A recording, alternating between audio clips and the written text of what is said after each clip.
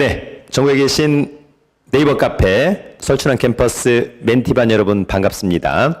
저는 여러분들의 스마트나 멘타 설춘환 교수입니다. 오늘부터는 또다시 경매 물건에 대한 권리 분석 또는 지역 분석, 물건 분석 이런 것들을 좀 간단하게 강의를 해보도록 하겠습니다. 잘 따라와 주시길 바랍니다. 자, 여러분 첫 번째 물건입니다. 서울 남부지방법원 2016 타경 103481 사건입니다.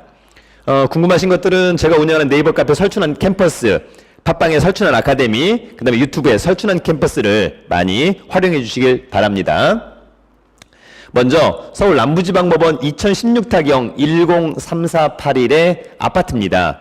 이 물건은 저한테 무려 8분 정도가 상담 전화로 왔던 그런 아파트입니다. 이유는 감정평가액이 6억 1,400만 원인데 최저 경매가가 3억 1,400, 반값으로 떨어졌다. 이번에 낙찰을 받으면 수익을 낼 수 있지 않느냐. 이런 분들이 상당히 많았었습니다.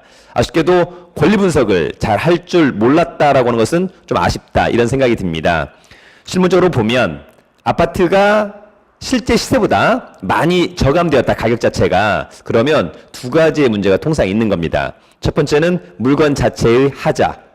예전에 김포 풍무동에 어떤 아파트 같은 경우에는 불이 나가지고 완전히 뻥 뚫려 있었던 이런 하자가 있다든지 또는 낙찰자가 추가로 무엇인가를 떠안게 되는 권리상의 문제가 있다든지 이런 문제가 있을 수 있습니다. 그런 부분을 잘 여러분들이 체크해 주길 바랍니다. 아파트를 우리가 볼 때 가장 중요한 것은 건물 면적, 전용 면적이 25.7평, 토지 면적은 약 11.43. 그러면 뭐 토지 면적은 뭐 보통 정도 되겠다. 여기 보시면 이제 지도거든요. 항상 여러분 우리가 지역 분석에서 가장 중요한 것은 일단 지도를 보고 또 현장을 가보고 이런 것들이 상당히 중요합니다. 현재 이 아파트가 있는 곳은 이를테면 이제 2호선의 지선에 양천구청역이 있을 수 있을 것 같고 5호선에 오목교역이 될 수 있을 것 같습니다. 목동에서 오목교역은 또 상당히 중요한 역이 될 것 같습니다. 이유는 바로 옆에 현대백화점 목동점도 있고요. 뭐 1, 2단지 뭐 이런 것들 멀지 않은 곳에 있다. 또 목동역도 뭐 다닐 수 있다. 이런 측면에서 입지는 뭐 그다지 나빠 보이진 않습니다. 다만 아쉬운 것은 단지의 볼륨이 그다지 크진 않지 않나 이런 생각이 듭니다. 또 멀지 않은 곳에 이를테면 안양천 이런 것들도 장점이 될 수 있을 것 같고 목동은 아무래도 이제 교육 여건이 좀 좋다라고 하는 점이 있는 거니까 그런 부분들을 여러분들이 잘 고민하시면 좋을 것 같습니다.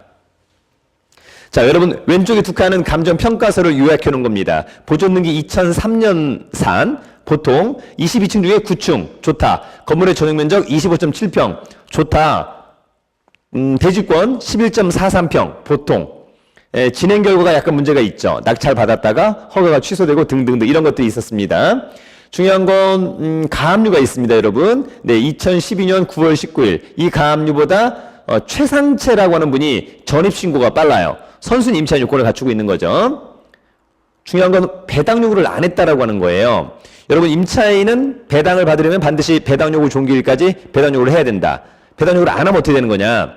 임차인은 배당 요구를 안 하면 배당을 못 받고 후순위 임차인은 그냥 쫓겨나고 선순위 임차인은 그래도 낙찰자가 그 보증금을 떠안는다. 그런데 여러분 여기서 보면 가압류보다 최상차의 전입신고가 빠르기 때문에 선순위 임차인 요건을 갖추고 있어요. 그래서 중요한 건 보증금이 3억 8천만 원입니다. 배당 요구를 안 했기 때문에 배당을 받을 수 없지만 낙찰자가 저 3억 8천만 원을 떠안아야 된다라고 하는 점이 가장 중요한 포인트라고 하는 점 알아두시고요. 마지막으로 권리분석의 최종 검수 자료는 바로 매각 물건 명세서. 보시면 최선순위 설정 일자가 2015년 4월 23일 가압류.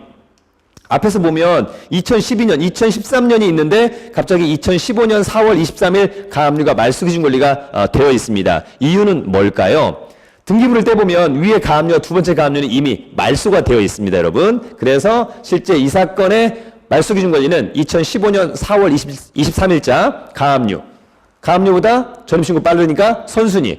확정처도 빨리 받았는데 배당 요구만 했더라면 뭐 배당을 받았겠습니다만 배당 요구를 안 했기 때문에 낙찰자가 최상채에 3억 8천만 원을 낙찰받고 추가로 떠안는다라고 하는 점. 나머지 문제는 없습니다.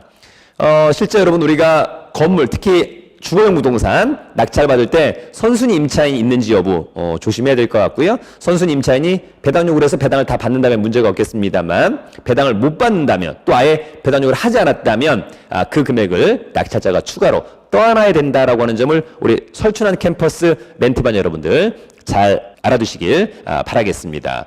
아무튼 여러분 저희 네이버 카페 설춘한 캠퍼스에서는 여러분들을 위해서 더욱더 열심히 최선을 다하도록 하겠습니다. 네, 오늘 강의는 여기까지. 화이팅!